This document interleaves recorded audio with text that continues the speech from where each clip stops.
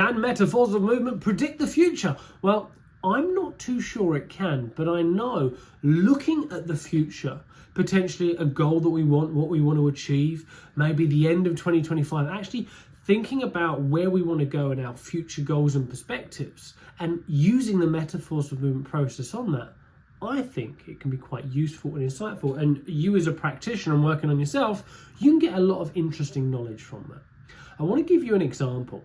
I was running a practice the other day and someone asked, well, what? I just don't get the point. Why would you do a metaphor on that?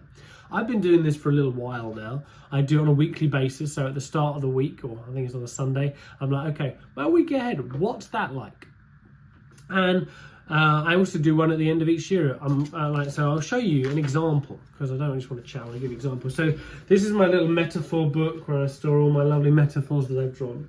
But I did, so this was on the 29th of December last year. And this is, well, what is 2024? What is that like? So for me, I had some bamboo sticks to the right, so like a little like oak tree started to be planted, some fir trees. In the background, there's like a ravine with like a bridge over come over. There was a plan to the left, and there were certain milestones moving forward. Now, what was clear for me back then is I was on a path, and the path had milestones along it. And essentially it gave me a bit of a direction, but for me to progress, I might need to leave some of the things that were growing to the right behind. If I was to progress forward, now they would be right behind me. But what this allowed me to think of is I've been working on multiple different businesses. I've been doing the metaphors work, and I just love all of you who train with me, those who've been coming to the practices. It really has been a gift. I've been loving it, so thank you all, as a quick side note.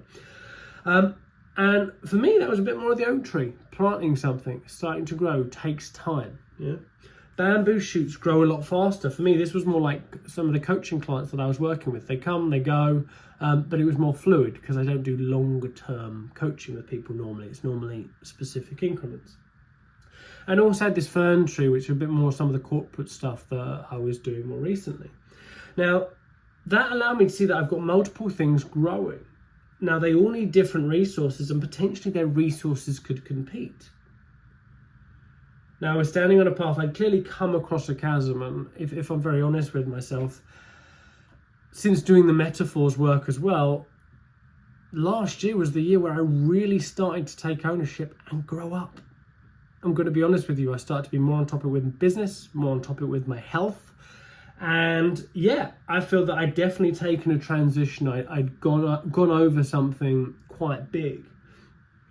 And what was left for me to plan? What's left for me was to plan. What's quite interesting is I had a hat and a spade, so I was clearly taking responsibility for these things. I was taking responsibility for 2024.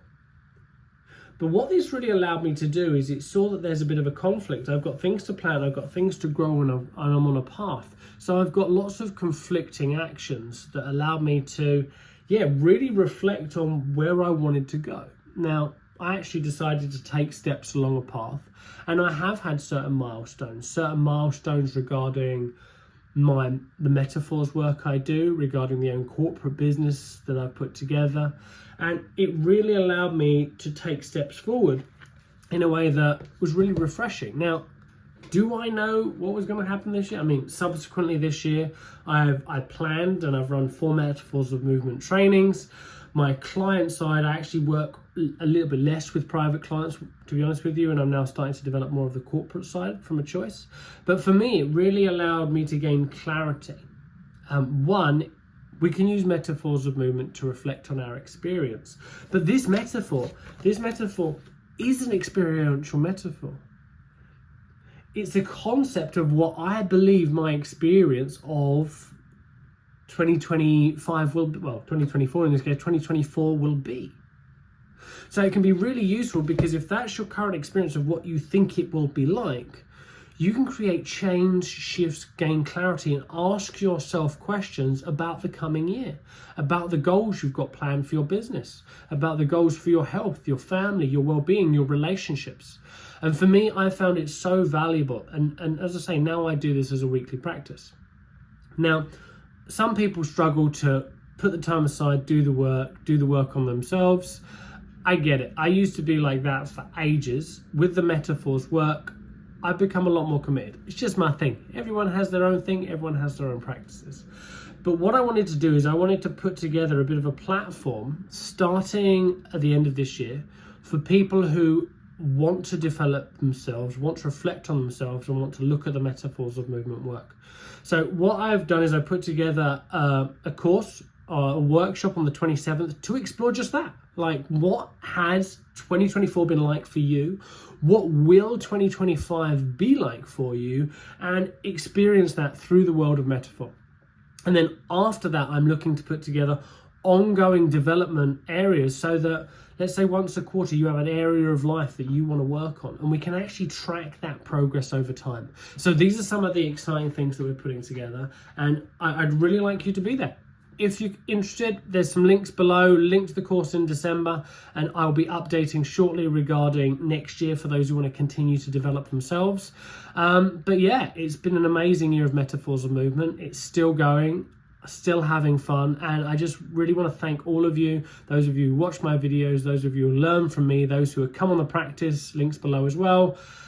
Thank you so much. I appreciate you on this journey.